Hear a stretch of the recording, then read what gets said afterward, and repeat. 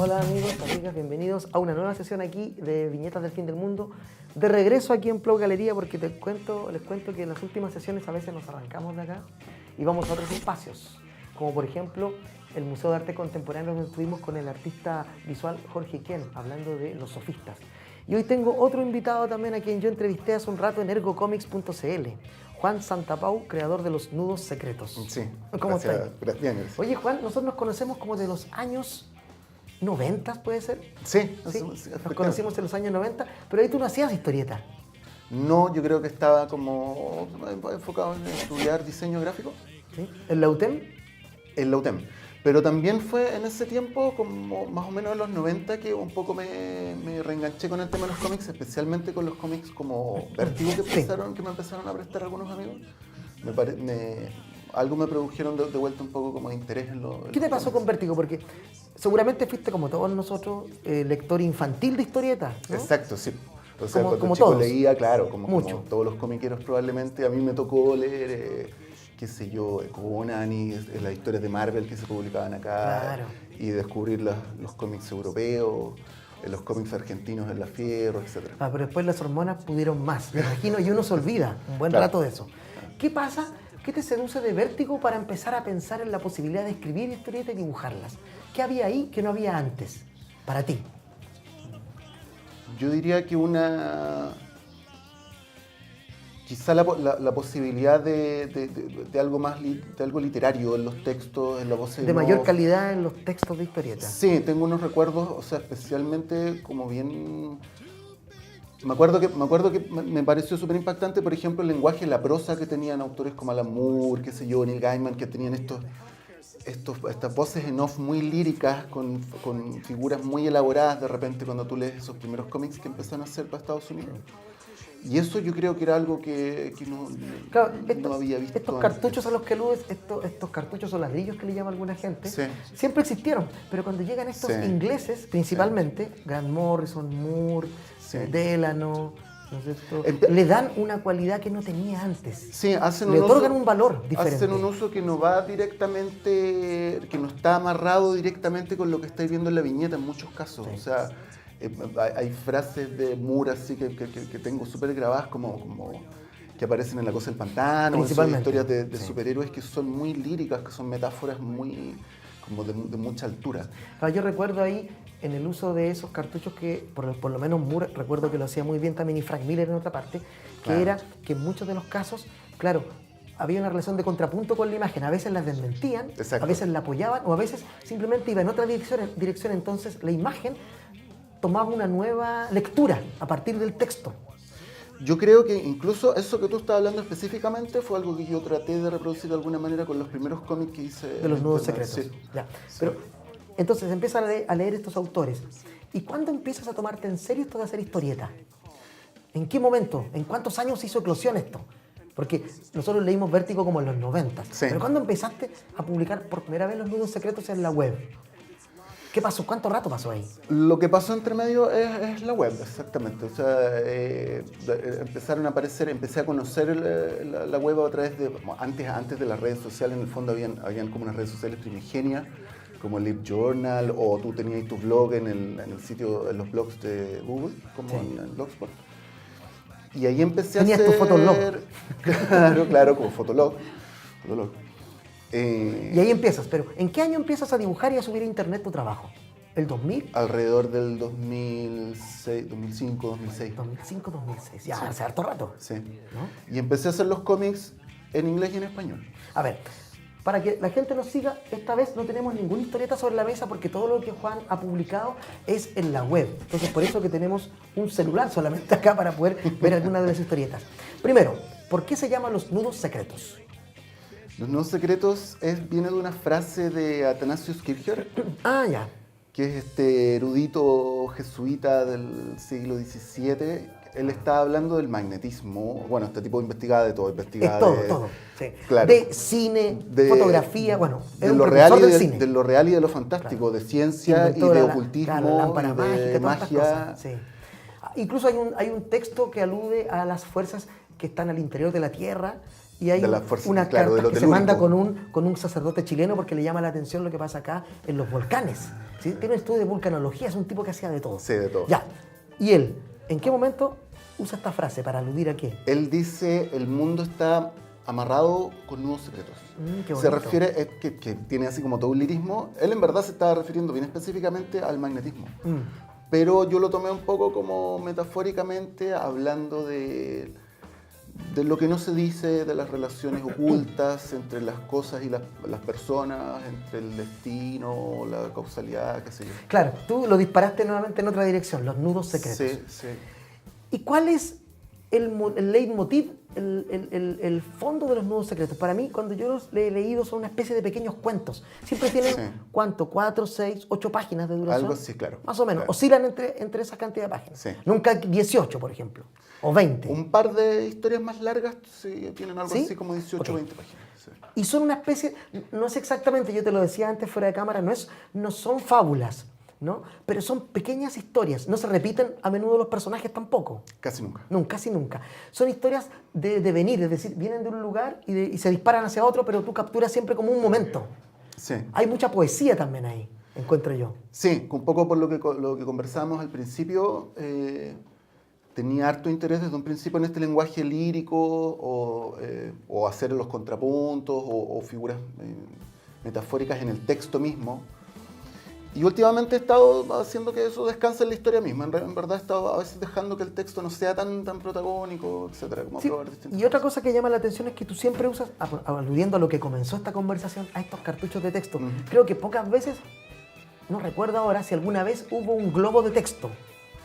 Hay poco diálogo. Hay poco diálogo. Poco diálogo. Hay más narración en off Sí. o omnisciente.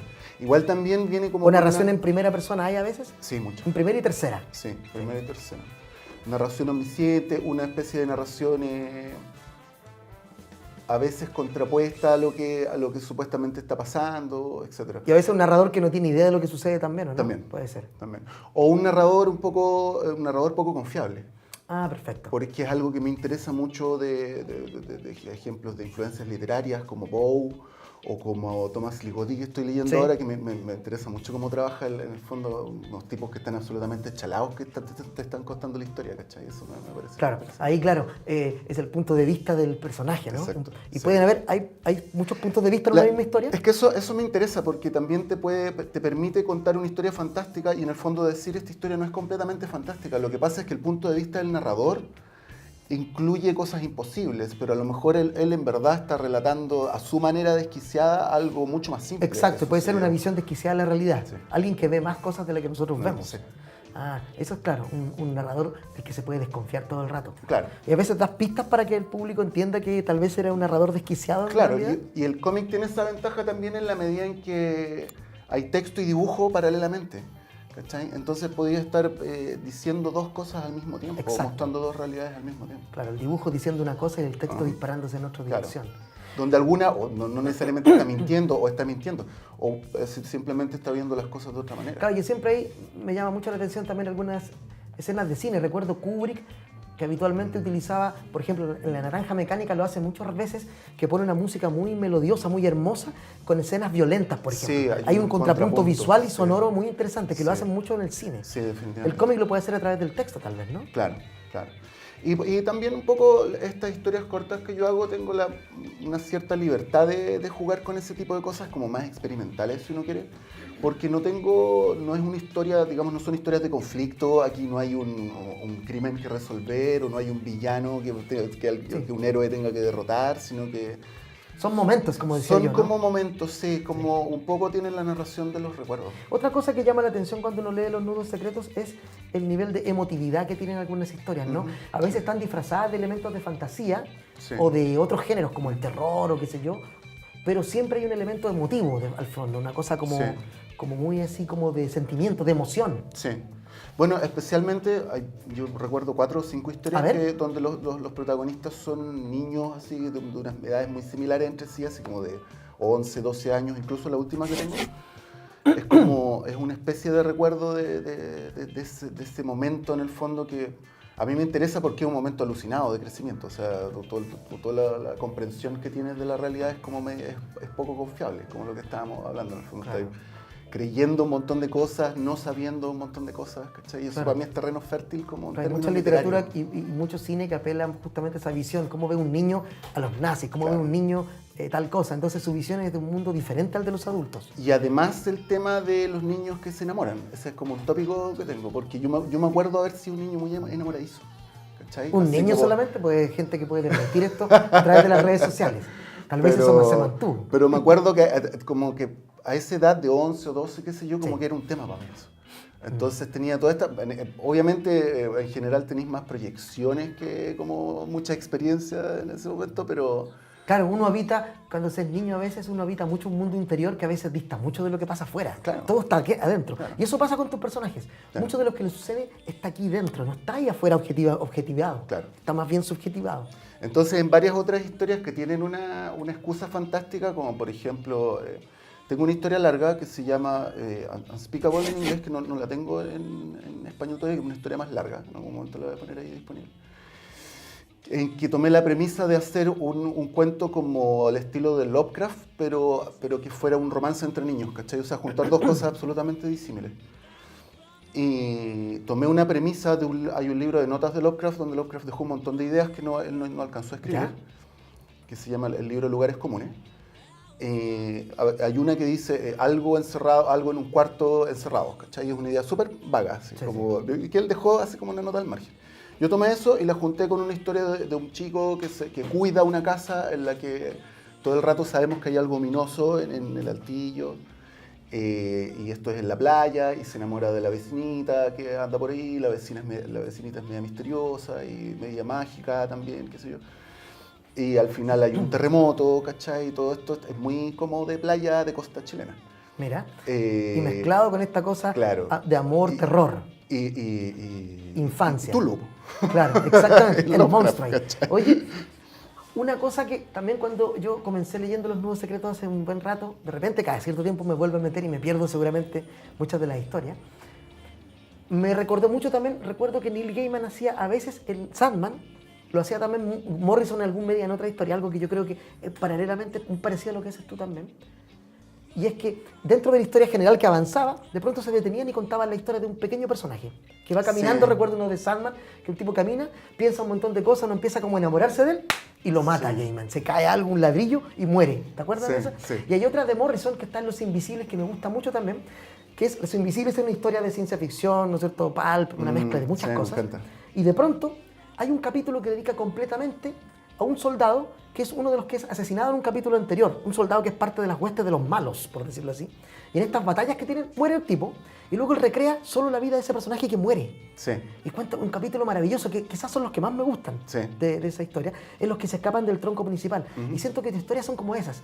Son como que formaran parte de una gran unidad, una saga enorme, pero tú te preocupas del personaje minúsculo, el terciario, ese que muere, el barato que muere al principio de la película, ese actor que nadie conoce. Sí. ¿Hay algo de eso ahí? ¿De tomar esas ideas de pequeñas historias? Sí, yo tengo como una afición por los personajes de reparto o por las historias en el fondo como no protagónicas. Que están en la periferia. Sí, sí. Y también ir contando como pequeñas historias dentro de una historia más grande, a mí me parece que es como si te dieran más material por la misma plata, ¿cachai? O sea, o sea, siento que hay más.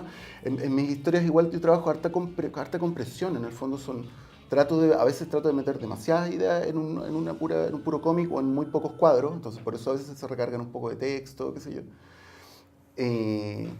Y por ahí entre medio a veces hay toda una microescena que es uno de los cuadros de la historia, o algo que hago también algo que pasa harto en Los Nudos Secretos es que hay explicaciones. Hay una historia que se llama Romance en Lonomia y es una... ¿Romance en? En Lonomia, que es un país imaginario. Lonomia, Es sí. una especie así como de Portugal, no sé, no sé, o como quizá un país eslavo.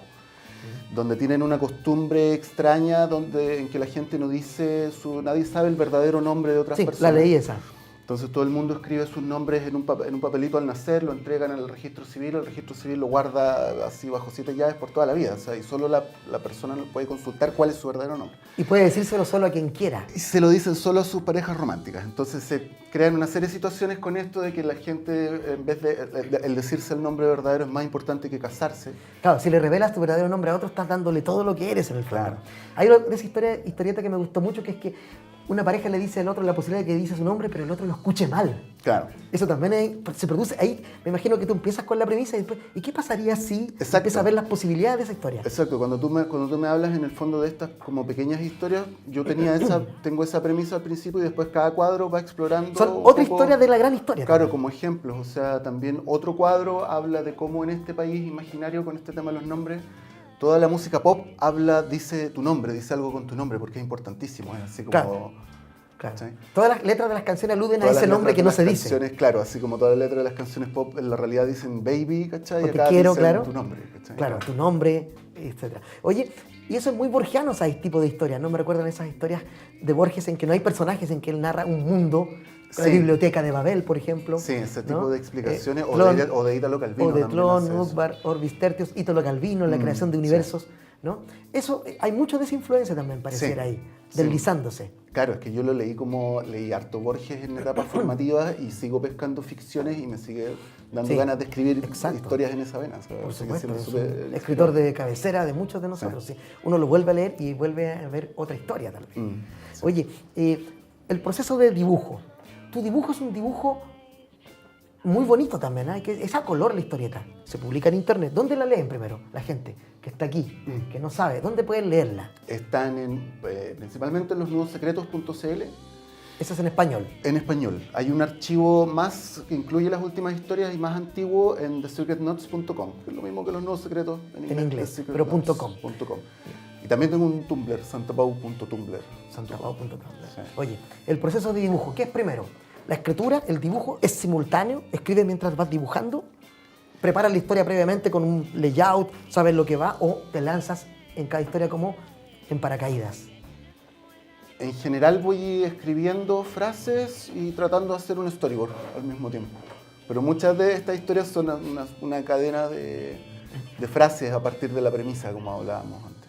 ¿Pero que previamente realizas o la haces voy así, avanzando como sea? En un archivo digital y muchas veces al mismo tiempo voy un poco boceteando como pueden ser, como haciendo un storyboard. ¿Cuántos nudos secretos hay dibujados ya? Alrededor de 100. Alrededor de 100. Sí. Tal vez un poquito más o un pelito menos. Sí, pero algo. ¿Nunca han sido publicados estos nudos secretos? No. En papel. Solamente se acceden a través de ellos en la web. Sí, pero algunos los ha visto harta gente. Esto no quiero decirlo así como, no sé si es solo una cosa de ego, aunque también un poco. Pero de repente la web tiene estos números loquísimos, como un impacto súper fuerte. Hay uno de mis cómics en Tumblr que se viralizó y cuando se viraliza algo es bien impresionante porque te cuesta imaginarte toda esa gente así como leyendo físicamente tu cómic. Tengo un cómic que tiene como 45.000 notas en Tumblr. Notas en Tumblr son likes y gente que lo reposteó. Y gente de todo el mundo. O sea, no es solo la gente que lo leyó, sino que es gente que lo leyó y le gustó.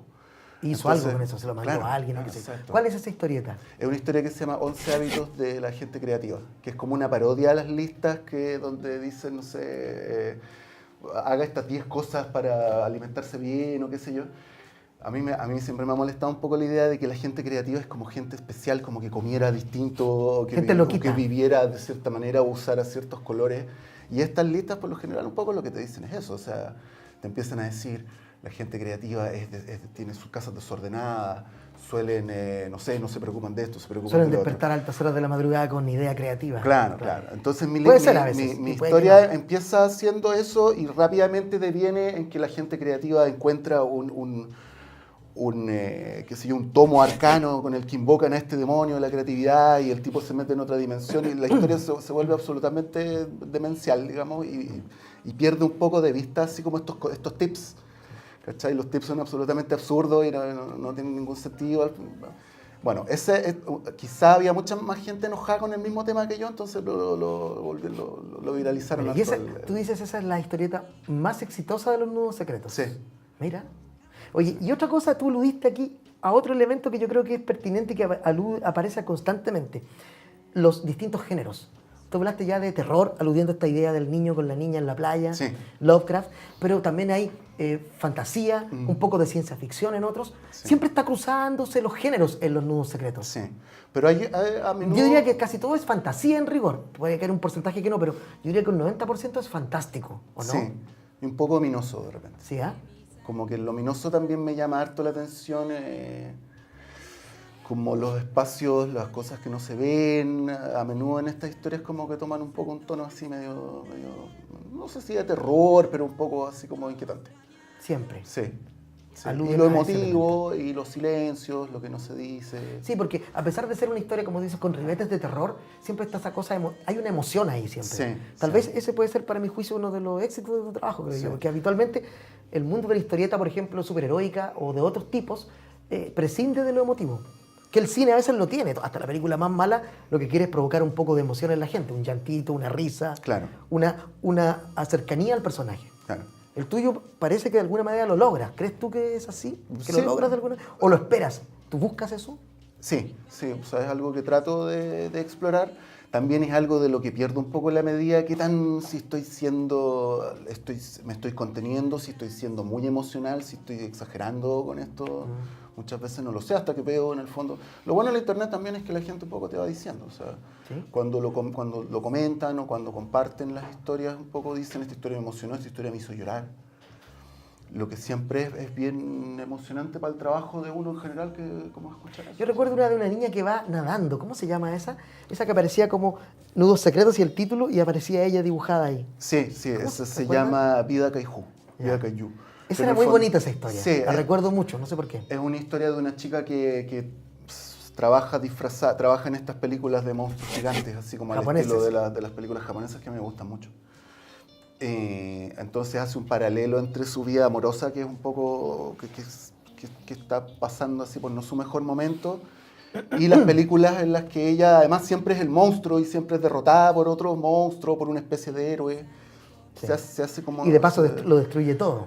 Claro, entonces Una metáfora de su vida. la emoción de ella se externaliza cuando vemos que ella aplasta ciudades y tira llamas y qué sé yo. Bueno, ahí hay un excelente ejemplo de lo que hablábamos antes, ¿no? Esta mezcla de tu obsesión por el género, Ujú. en este caso la ciencia ficción o las películas de monstruos japonesas, mezcladas con esta historia emotiva de amor, nuestra Sí. bella cosa interna. Sí. Una mezcla de las dos cosas. Es que el género fantástico también da una excusa bien rápida, bien inmediata para hablar de lenguaje metafórico. Por ejemplo, hay otro cómic un poco más largo que está en Los Nudos Secretos que se llama Simón, que es sobre un gigante. Sí, Que ese vive es en un- excelente. en un puerto. Excelente, lo recuerdo perfectamente. Y este gigante de repente, él tiene una vida absolutamente integrada con las personas de estatura común. No es tampoco una rareza de circo ni nada, es como alguien que trabaja en un puerto nomás, pero un tipo que tiene como 20 metros. Y de repente se entera de que en otra parte, en otro país, hay una mujer que tiene una estatura similar. Entonces, bueno, ahí se va desarrollando algo, pero en definitiva... Eso es un melodrama en realidad, esa Sí, historia. sí. Es un melodrama. Sí, absolutamente. Una Sí. teleserie. Ahí, por ejemplo, yo no sé qué tan melodramático fui. O sea, puede que haya sido... No, pero estuvo bien. Ah, O sea, bueno. porque el melodrama también es un género que se puede visitar con éxito, digamos. Es como es una teleserie, sí. Una teleserie fantástica. Claro.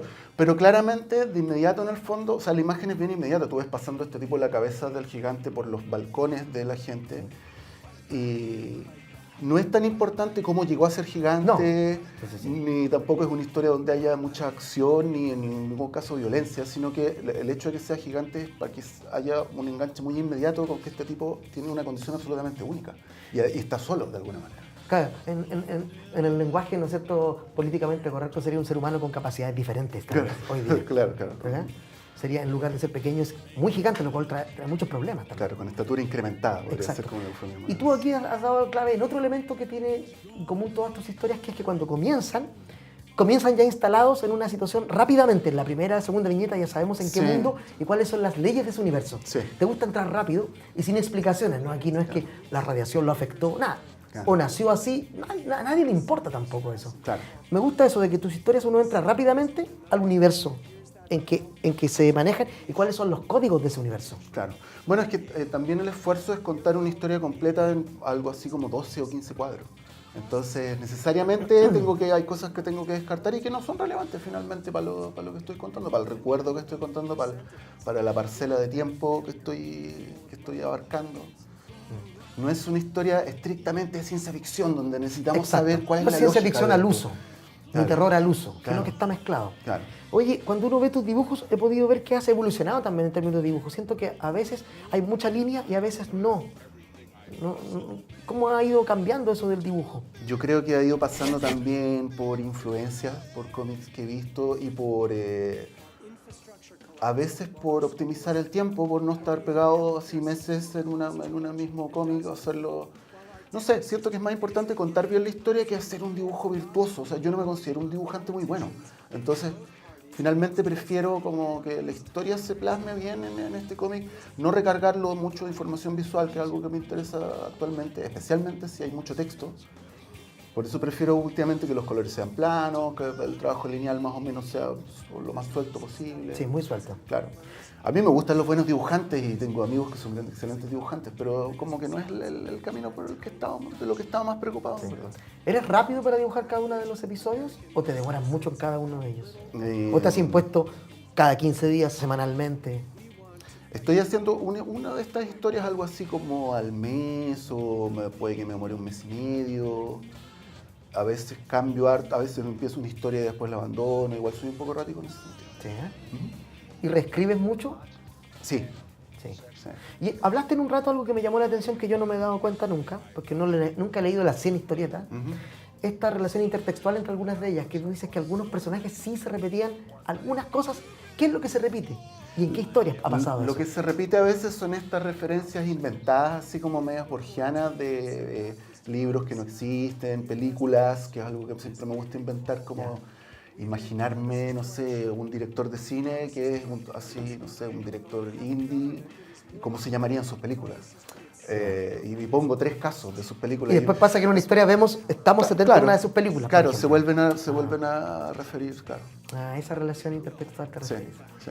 Que eso es algo mucho que me gusta mucho de Borges. O sea, cuando Borges mencionaba, cuando tenía todas estas referencias inventadas, estos como asteriscos, estas notas a pie de página y de repente un montón de libros que no existían. Claro, eruditos, que suenan que posibles. Claro, como erudición. Yo no lo he llevado tanto al lado de erudición, sino que de repente he inventado más cosas de cultura como popular. Como la gente que cree que el Necronomicon de verdad existe, no sé porque han visto ediciones que se venden por ahí que dicen el Necronomicon. Sí, bueno, toda esa idea a mí siempre me ha parecido fascinante. Claro, la de la ficción invadiendo la realidad, viralizando la realidad, exacto. Infectando la realidad. Infectando la realidad de alguna manera. Bueno, recordemos la Doom Patrol. Morrison hace un episodio en que justamente un libro sale a la vida, ¿no? Bueno, mi sueño sería hacer algo que se volviera real de alguna manera, como conjurar una de estas cosas así, que alguien, por ejemplo, fuera y lo hiciera. Así como yo menciono que existe algo en una parte y alguien, no sé, lo fotografiara, o yo creo que con suficiente... O que después de leer la historieta lo hiciera realidad. Claro. Bueno, mucha gente que te lee, es una fantasía que muchos lectores y muchas lectoras seguramente quieren que lo que se concrete sea una edición de tu producción alguna vez. Sí, claro. Yo sé que se ha intentado un par de veces y por alguna razón no se ha logrado. Sí, han habido algunos...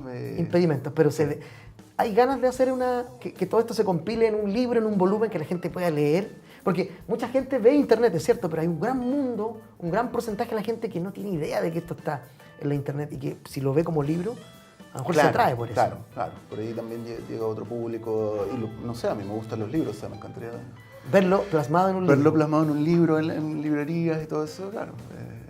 A mí como lector me llama más. ¿Y en el extranjero? ¿Has publicado alguna vez en alguna publicación extranjera tampoco? ¿Nunca? No, he hecho como ilustrador, he participado en algunas publicaciones extranjeras, algunos juegos de rol, he hecho ilustraciones, hice la portada de un libro que estuvo nominado a un premio importante, pero no como cómic.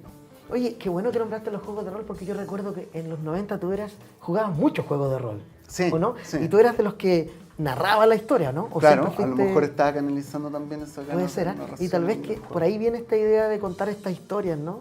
Porque cuando uno hace un rol, uno va inventando a partir de una historia, ¿no es cierto? Uno va creando su propia historia. Sí, y los juegos que yo ¿Fue jugaba... una suerte de escuela eso? Sí, o sea, no sé, de alguna manera igual te enseña a armar personajes, diálogos, Y yo creo que tenía las mismas fijaciones que tengo en mis cómics. O sea, también la historia como de la ciudad, como lugar con cosas ocultas y todo, así como... La urbe, claro, una urbe Sí, misteriosa, sí. ominosa, como dijiste tú hace un rato. Sí, sí. En el fondo, igual las historias de los Nuevos Secretos arquitectónicamente están inspiradas entre Santiago, Valparaíso, o sea, son Claro, no lugares, son una ciudad concreta que existe, pero son una fusión de muchas ciudades. pero es una fusión de ciudades. Como, yo siento que Santiago es una fusión igual de ciudades. De arquitecturas, de distintas pretensiones arquitectónicas y de distintos tonos, así, de distintos ambientes. Entonces, esperamos que haya una edición de Nuevos Secretos en el 2018, 2019, 2020. Claro, claro. Que venga algo así. Yo creo que hace falta, porque, insisto, ¿no?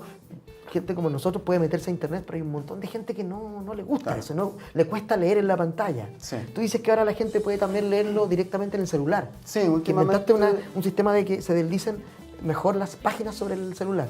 me he estado preocupando que el formato mismo de las viñetas y los tamaños de los textos sean fácilmente visibles como el teléfono. Hoy en día hay una mayoría de gente que ve el internet en los teléfonos. Exacto. Más Pasamos que- de la pantalla al computador al Sí, celular. sí, sí. El notebook se transformó como una herramienta más de trabajo, pero todo el mundo se está conectando al internet, especialmente a las redes sociales y qué sé yo, a través de este formato de pantalla. ¿Sigue teniendo éxito los Nuevos Secretos en las redes sociales? ¿O hubo un momento de gran explosión y ahora ya se asentó? ¿O sigue teniendo ese éxito? Es que los cómics online pasaron por un pic hace unos años atrás y yo creo que eso quedó un poco desplazado por en el fondo lo que se ve en las redes sociales, por los memes, por los contenidos más breves, más inmediatos. Más rápidos. Claro, entonces tú a lo mejor puedes seguir haciendo una tira, igual en Facebook se comparten harto cómics que son humorísticos, cómics cortos, Sí. acá hay algunos súper buenos. Pero también hay mucho meme, también hay mucho contenido en el fondo como, no sé, es distinto. Entonces los cómics más narrativos yo creo que tuvieron un mejor momento hace unos años atrás. Pero también ahora hay otras formas de conexión. Yo, por ejemplo, tengo un sistema de mecenazgo que no sé si lo conoces, que se llama Patreon, ¿Ya? donde la gente me aporta, en el fondo tengo unos mecenas como así de dinero, que ellos acceden antes a leer mis historias, yo les ofrezco algunas cosas a veces los dibujo. Unos en mis extras. cómics. Sí, algunos extras, como en uno de mis últimos cómics hay una escena donde la gente está en un teatro y la gente que está en este teatro son Ese mecenazgo. son estos mecenas que me mandaron sus fotos y todo. para Y ellos, y es un súper buen feedback, porque en el fondo ellos son los primeros en ver la ¿y historia. desde cuánto les eso? comentan. ¿Cuántos dólares? ¿No? Desde ¿Un dólar? un Uno dólar, hasta claro. $3.000. Claro, no, uno, Lo que $3, sea. sí. Y eso es para que tú puedas seguir haciendo la historieta.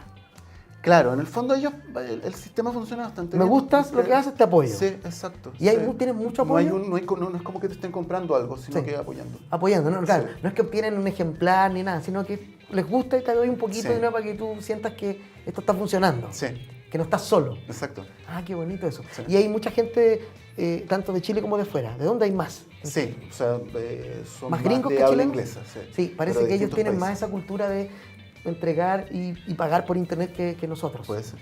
Sí. Y son también, a pesar de que uno siente que los gringos son más fríos y todo, son bien solidarios también con ese tipo de cosas más artísticas también. Sí. Tienen esa cultura, yo me he dado cuenta. Sí. Oye, yo creo que estamos bien. Ujú. Te agradezco que hayamos estado hoy día aquí en Plop Galería hablando de los nuevos secretos. Y quiero agradecer a todos los que vinieron aquí hoy día. Ha sido un día raro, lo comentábamos antes, ¿no? Pasaron hartas cosas, la gente que no vio lo que pasó antes, nos demoramos en empezar, llegamos tarde, una serie de cosas, pero lo logramos. ¿Ya? Yo invito a la gente a que vea en internet losnudosecretos.cl Sí. y en inglés losnudosecretos.com. TheSecretNotes.com. Exacto. Y vean también, yo le hice una entrevista a Juan hace un rato, 2 años puede ser, en Ergo Comics, hablando de uno de los grandes secretos de la historieta chilena, que es conocido, pero al mismo tiempo es un gran desconocido, sobre todo para el mundo de la historieta, que es muy interesante, ¿no? Bueno. Yo creo que te conoce más gente de fuera del mundo de la historieta que la gente que hace cómics en Chile. Claro. Lo que es muy interesante. ¿Ah? Y sí que yo espero de verdad con ansias, yo quiero tener próximamente un libro compilatorio de los nuevos secretos para verlo, tenerlo en mi biblioteca. Y no solo en el JPG del computador. Po. Eso. Sí. Ya, muchas gracias. Un Gracias. aplauso para Juan. Y nosotros nos despedimos aquí con Gabriel Raceto en las cámaras y los invitamos a otra sesión de Viñetas del Fin del Mundo aquí en Plop Galería o en otro lugar. Y recuerden, pueden vernos en YouTube en Viñetas del Fin del Mundo, en el canal de YouTube Viñetas del Fin del Mundo. Eso. Gracias. Chao, chao.